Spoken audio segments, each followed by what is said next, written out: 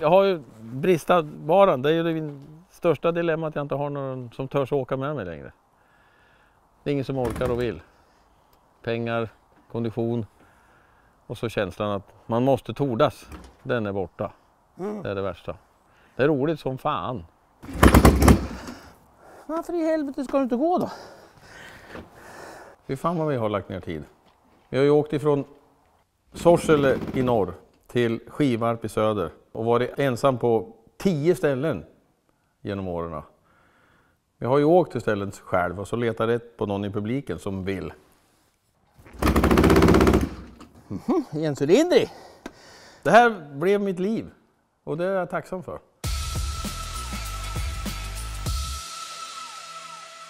Hallå, hallå. Hej. Hur är läget? Det är bra. Nu är du här igen. Ja, Äntligen. äntligen. Vi har ju träffats flera gånger du och jag. Åshagshöjden 2 gånger. Ja. Mycket bra. Tack.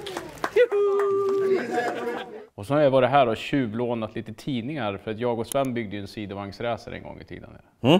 Så vi fick Mycket veta bra. hur den skulle se ut. Men sen har du lärt mig mycket hur man ska åka sidovagn.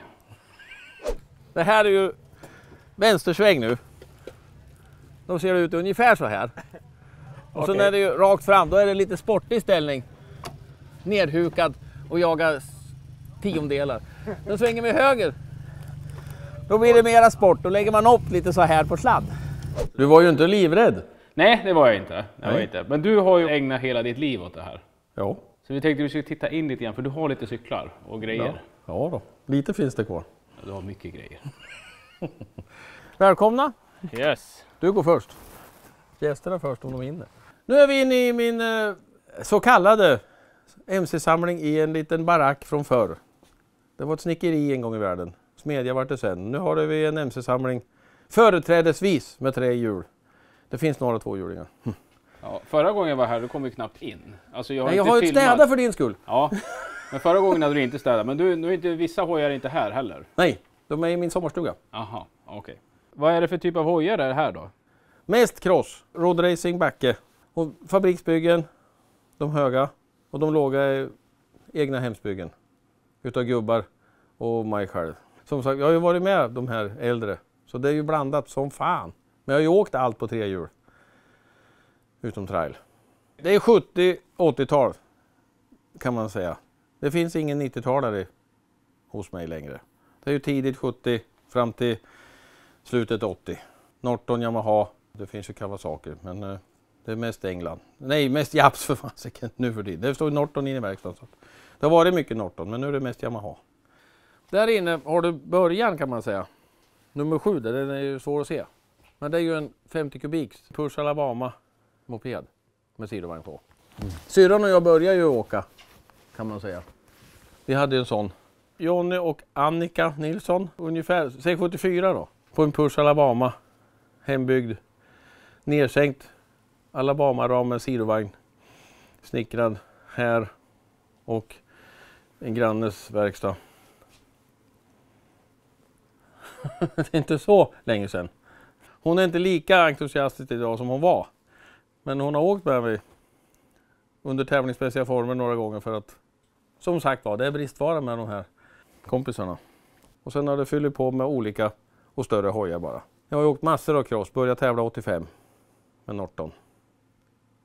Började 90 kan man säga med farsan åkte backe. Och så 2000 började jag med brorsan åka cross igen. Så det, roadracing är lite grann med olika hojar. Den där är bara plutt. Så att cross är roligt. Som fan. Backe är enklare och mera fart. Det går ju fort som fan i backe. Det är tjusning. Men det är en kort grej. Man får ju vänta en hel jävla dag på att åka 5 minuter. Cross åker det åtminstone 40 minuter som när vi började. Det var ju roligt. Även om man inte orkar så jävla mycket.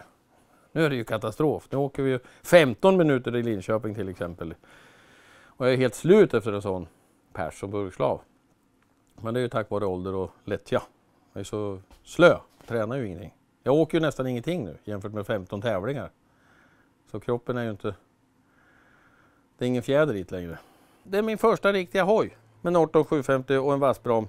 Kommen från England i en duett 75. Världsmästarhoj då. Jag tror faktiskt att jag är tredje eller fjärde ägaren på den här. Och det var min första som jag försökte skruva ihop med farsan och brorsan. Och så åkte jag med kompisar från skolan redan. Byggd av Robert Rintutt hette han ju i England. Han lånade tjejer från helikopterfabriken som lödde åt honom på kvällar och helger. Så det är ett riktigt hantverk. Firman finns ju fortfarande. Han dog ju för några år sedan, den gubben. Den kallas för symaskinshuven, för den här är ju lite symaskinstyp. En del gubbar älskar den här för den var rund och fin och burkad. När man burkar på ett speciellt sätt så man fick plats. Det här är ju mjukt och fint. När du går fram här som de gör idag, då är det inte lika mjukt och fint. Men så länge man håller sig här, då är det ju en underbar hoj. Underbar skärm. Jättekort fjädringsväg, men på en hyfsad slät bana. Så, alltså det funkar jättebra med den här. Glasfibertank. Det var det tidigt som fasiken på VASP. Det vet jag fan, det var ju aluminium tidigt. Så var det ju lite plåt, men det sprack ju och konstra. Den här tål ju inte soppa. Men den har ju inte gått på några år den här, så den har stått tom, så den har klarat sig bra. Ful där, men den är fortfarande hel. Annars blir ju allting så bubbligt med tiden. Vi var 30-40 stycken när jag började i alla klasser. Nu är vi 7, kanske 10 årsagshöjden om vi har tur. Det är ingenting att bjuda främmat på. Vi ska vara 30 på grind. 30 i startfält. I alla klasser. Så jag välkomnar alla. Och allt jag har snudd på är till salu. En del går att ärva kanske till och med.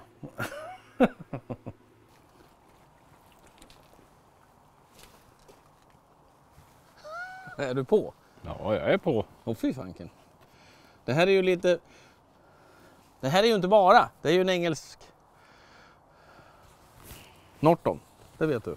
Nej. Nej. Det är ju lite lurigt. Det är ju magnet. Så det ska gå. Men det är ju... Känner du till Lukas? Ja. Ja. Det är ju en stensäker kille som gjorde mycket bra saker. Men det var inte alltid han lyckades få en tändning att fungera. På den här cykeln är jag burkslav. Så det här med uppstart på den här, det är jag inte riktigt bekant med just nu.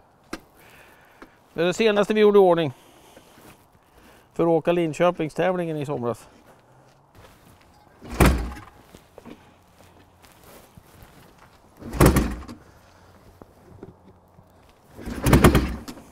Vad är det med det nu då? Han vill inte idag. Han tagit semester. Ja.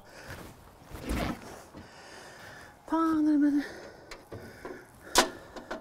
För då har du fjut i skanken.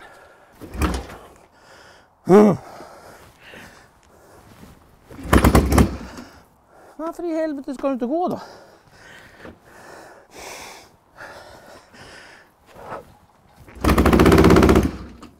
Encylindrig.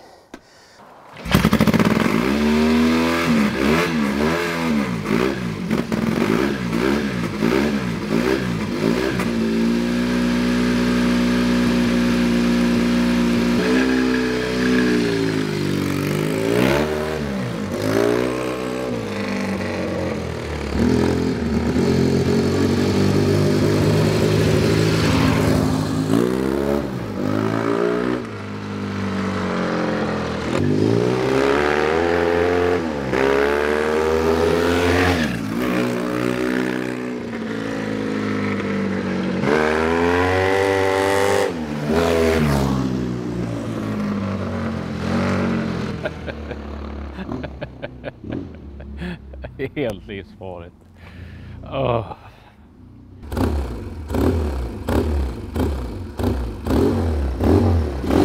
vi åka mera? Nej. Jag förstår så roligt vi har haft här. Sedan 1971 när vi flyttade hit. Ja, det är snyrenoverad utav en gammal mekaniker. Och det är... Känner du till Sulas MC? Jajamän. Det är hans första roadrace-motor som en kompis till som fick ärva som åkte backe med i några år. Och då gick den motorn på nitro och metanol.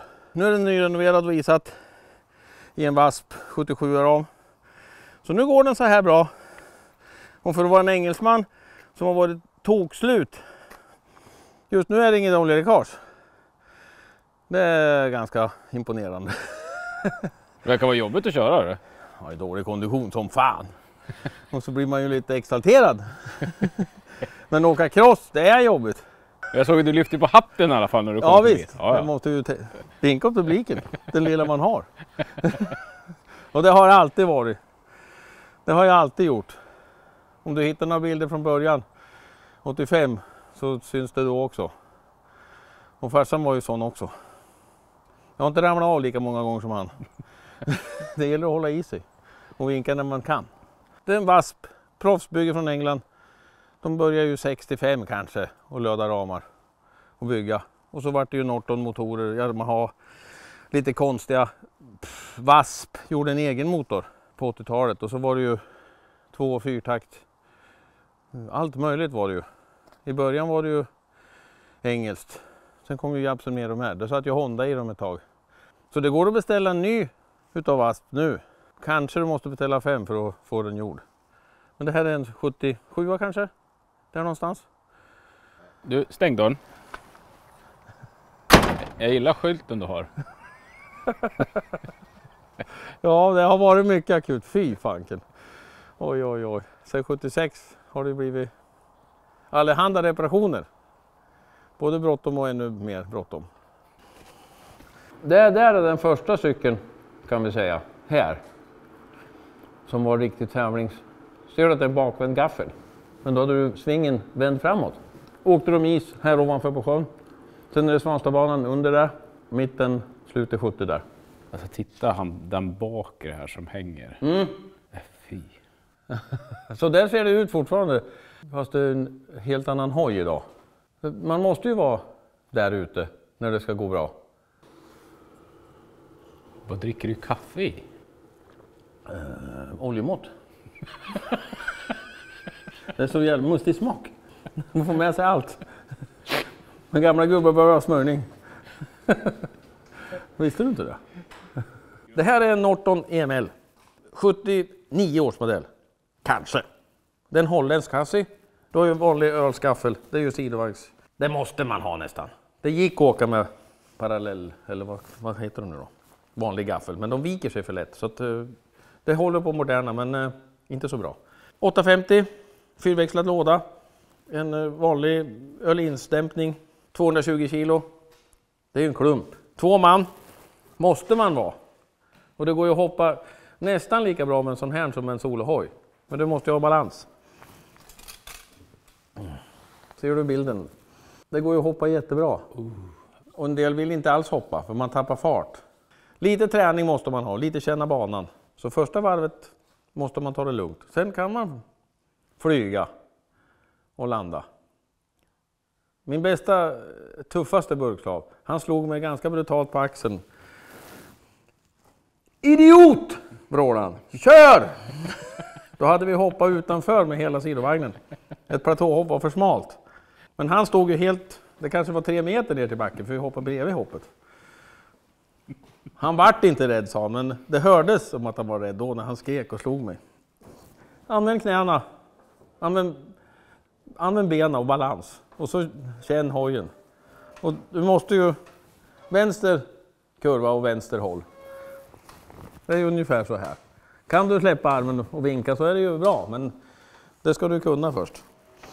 På gammalt manér då klev man ju över och satt med hela högersidan. Men det finns ingen pinne här längre. Det ville jag göra i min ungdom, men det tog vi bort för man hann inte. Så det var det ju kärringburkning som det hette. Förlåt. Bara sitta så. Och hänga i knävecken. Inte sitta på hojen utan hänga i knäveckorna. Så du inte fick smällarna i ryggen. Och så framåt. För det, hur konstigt den låter så vill man ha vikten framåt för att det styr så dåligt annars. Vad heter det? CR 500? Heter de så? Han är hur lätt som helst. Det här är ju fabrik, EML, Holland. Och det är ju en äldre modell. Och den vi åkte på, det var ju en Wasp. Det är ju engelskt och det är ju typ fabrik. Men det här är ju... Det är ju som att sitta i fåtöljen. Det här är en bekväm hoj, fast den är så gammal. Det där är ju en bultvagn. Jag tycker om dem, så är det ju, men det här är lätt. Det är enkelt som fan. Så ska du börja med en sån här. Du ser att bakhjulet sitter ganska långt bakom skärmen. Den är ju förlängd originalsving för att det ska gå lite klokare. För det är ju en solo-hoj det är byggt på. Och ett specialchassi då. En tävlingsklar cykel har vi sagt, vi som håller på med det här gamla, att ungefär 30 000 så är den tävlingsklar. Mera pengar är det inte. Vad är det för ram du har här då? Det är en Malvax.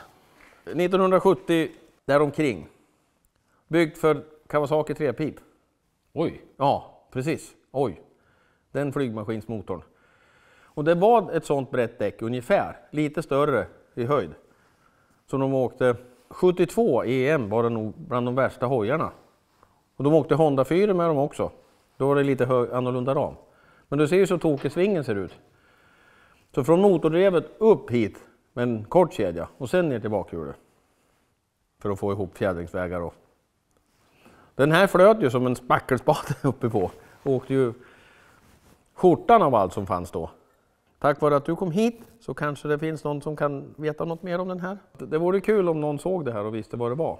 Och kan hjälpa mig vidare. Ett helt nytt chassi byggt av min största idol. Sula Nygren. 1988.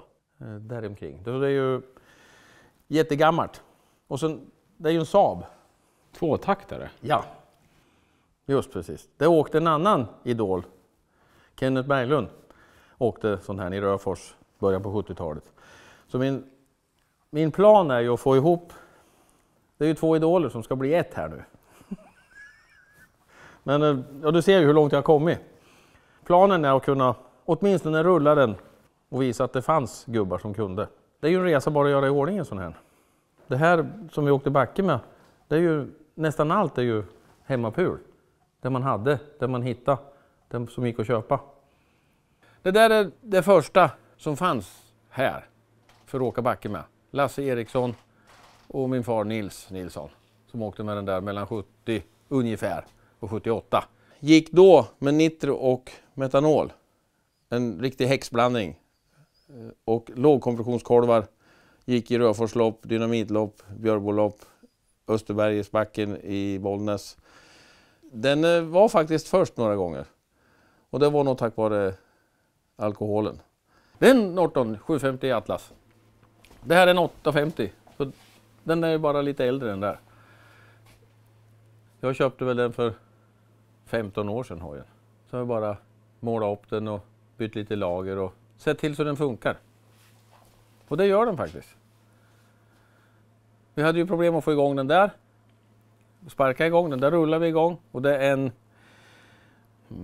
alternatortändning. Så det är ju en halv magnet. Men otroligt lättstartad. Så att det funkar fast det är så jättegammalt. Det är också en gammal crosshoj som är ombyggd. Det här röda sen då, vad är det för någonting? Det är Sven Billred fast Yamaha-motor. Det är en sån roadrace-hoj. Det är samma årsmodell, samma stuk. Jag har satt ihop den, målat den, åkte Röforsbacken med den när de fyllde 80. Och sen har jag åkt lite fjanteri med den.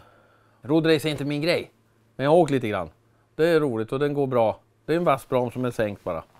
79 års modell kanske, byggd för Norton, men nu sitter det Yamaha i.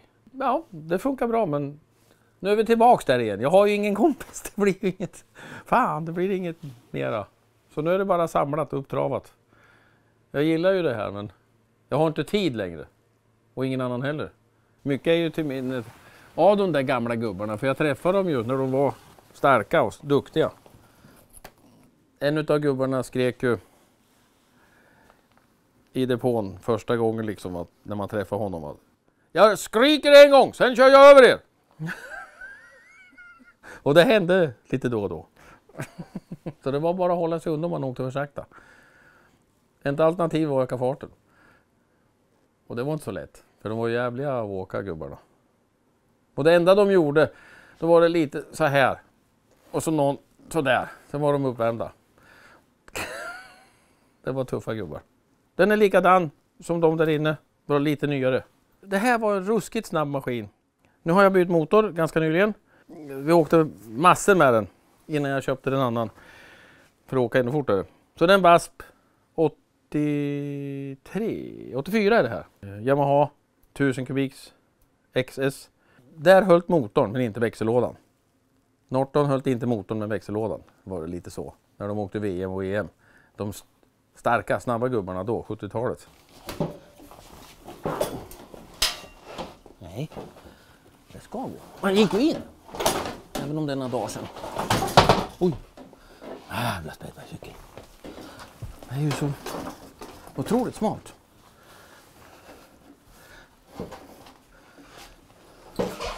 Det här är en Piron. Den är ganska ovanlig. Ganska lik de andra, men lite lättviktstyp. Mycket klenare rör.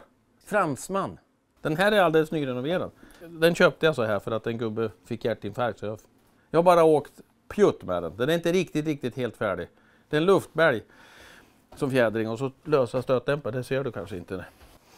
Pumpar upp gummibälgen. Och när luften blir varm då blir den ju stenhård. Så då var ju nästan tvungen att släppa ur luft. Eller ofta köra med jävligt lite luft från början. Så det vart bara några år det vart modernt det där. Sen fall det på sitt eget grepp. Nu går det att köra nitrogen eller vad det heter va. Det tål ju värmen bättre. Den är en helt nyrenoverad 76 års modell typ. Det är en Yamaha EML. En snabb jävel. Vriden. Så den är mera som en V-twin än en parallell. Och det är något man gör i ett garage hemma. Men du sågar av kammen mitt emellan själva nockarna. Vrider den några grader och svetsar ihop den. Så stämmer den med vevaxeln om du har tur. Så lägger du på kammen och så är han som en V. Mera. Det går enkelt säger de som kan den naturligtvis. Det är lite amerikanskt påhitt. Den var ju 650 kubik, nu är den 987 eller vad det är nu. Och den håller bra. Jag har åkt hur mycket som helst och det går fortfarande att åka. Och sen är det en elektronisk tändning som man kan greja med CD-skivor och sånt. Det begriper jag inte mig på. Det får andra göra. Men den går jättebra. Den har jag kört massor med. Det här är ju old school. Aluminium för att skydda en del av utrustningen och så lite burkslaven. Sen var det ju plast i olika format. Och så hade man ju lite oljekyl bakom. Vattenkyl var det sen. Så var det tvunget att skydda lite grann. För det skjuter sten så man svimmar ibland. Så att det gäller att ha kläder på sig och lite skydd. Vi säger att det här är nummer 17 i samlingen. Jättegammal, 65 års modell, kanske. Och det är ju byggt för Hedlund, encylindrig. Så det är ju gammalt som fan. Limpan var det längsta jag sett. Det var lite modernt. Fram på 70, i alla fall 73. Så var det långa limper. Just för att burkslavarna skulle ha lite bekvämt även när de burkar. För den här är ju en pinne på högersidan. Så det klev de verkligen över. Det är en fast pinne, det fick man inte ha sen. Och gubben som burkar var tydligen in i helsike kortväxt. Så därför är den här lite annorlunda. Och om det här nu är en 65 års modell. Jag har satt dit lite nyare grejer för det fattas ju saker i vanlig ordning. Och den ska bli körbar någon gång. Men kort fjädringsväg. Encylinder Hedlund. En AMCL-växellåda troligtvis. Och stel som fan. Och då, fast den var encylinder så vägde den säkert 215 kilo. För det är ju järnrör. Det är riktigt vattenledningsbröte. De åkte ju så fort det gick med en 600 då med. Det var ju scrambling hette det i början. Ett gärde med lite rular på. Och de åkte fort med, om vi säger det, och jävligt dålig fjädring. Proffsbygge gjort av en halvalkoholiserad bilmekaniker i ett hönshus. Till 83 års säsong. Glasfiber, kaross.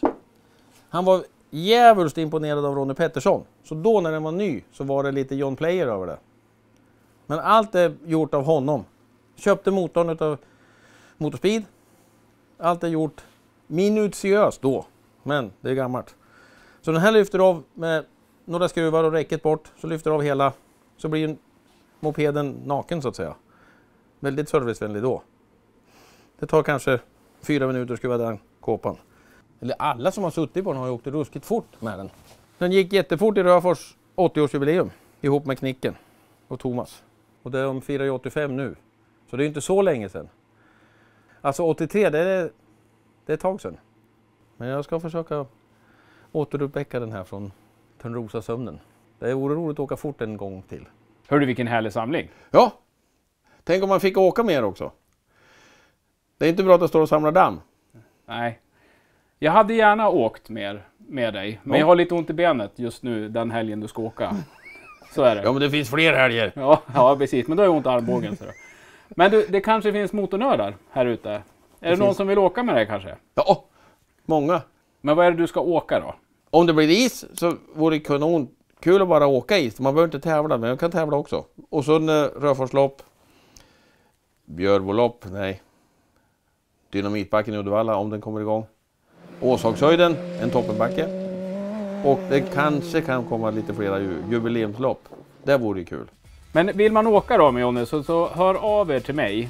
Så ska vi ordna det på något sätt. Ja. Så får vi säga på återseende, för jag har lite fler grejer vi ska titta på här. Tack, välkommen. Hej på dig! Hej hej!